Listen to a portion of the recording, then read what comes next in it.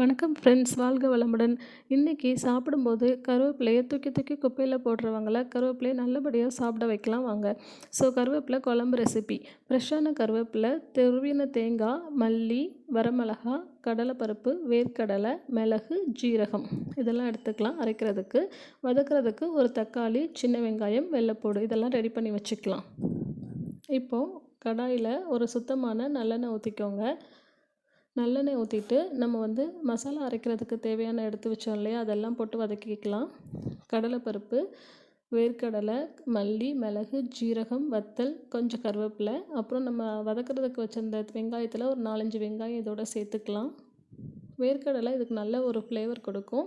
ஒரு 5 பல் பூண்டு இதெல்லாமே இதோட சேர்த்து வதக்கிக்கலாம். அதுக்கப்புறமா நம்ம கழுவி சுத்தம் பண்ணி வச்சுருந்த ஃப்ரெஷ்ஷான கருவேப்பிலை இதோட சேர்த்துக்கலாம்.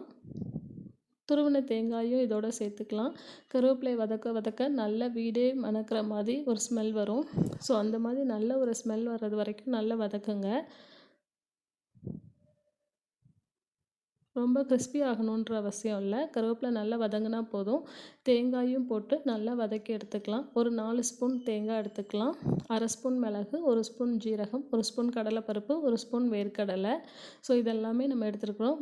மல்லி ஒரு 3 ஸ்பூன் எடுத்துருக்கிறேன். ஸோ இதெல்லாம் வதக்கி ஆற வச்சு ஃபைன் பேஸ்ட்டாக மிக்சியில் அரைச்சி எடுத்துக்கலாம். அதுக்கப்புறமா கடாயில் நம்ம எண்ணெய் சேர்த்து கடுகு, வெங்காயம், அதுக்கப்புறமா வெள்ளைப்பூடு, தக்காளி ஆப்ஷனல் தான். நான் டேஸ்ட்டுக்காக தக்காளி சேர்த்துருக்கேன். ஒரு சின்ன தக்காளி. நீங்கள் ஸ்கிப் பண்ணணுன்னா கூட ஸ்கிப் பண்ணிக்கலாம். ஏன்னா இதில் கண்டிப்பாக நம்ம புளி தண்ணி சேர்ப்போம். அதுக்கப்புறமா வறுத்த வேர்க்கடலை நீங்கள் ஒரு 2-3 ஸ்பூன் சேர்த்துக்கலாம்.